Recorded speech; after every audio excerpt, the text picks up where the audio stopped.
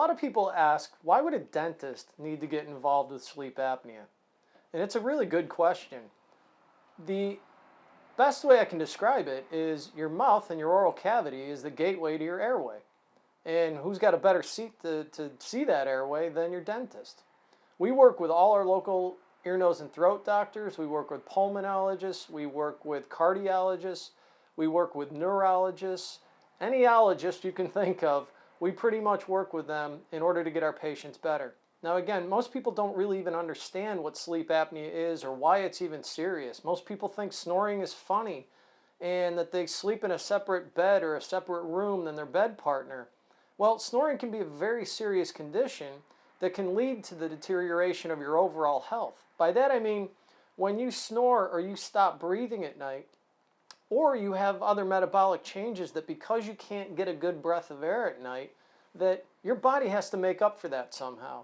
Most people don't understand that when they can't breathe, that other metabolic changes have to make up for that. So snoring and sleep apnea, when you don't breathe or you gasp for breath at night, it increases the amount of inflammation in your body because you never get that good rest, that important part of your nervous system, something called your sympathetic nervous system, which is the same thing as our fight or flight reaction.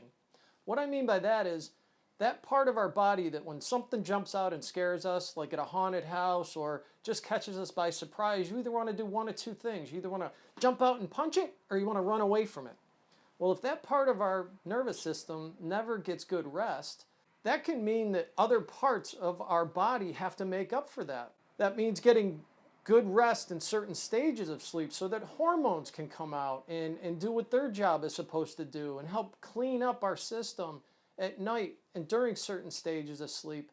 We need to get air, and so the bottom line with my foray into sleep apnea is what we do is prescribe oral appliances to help keep an airway open.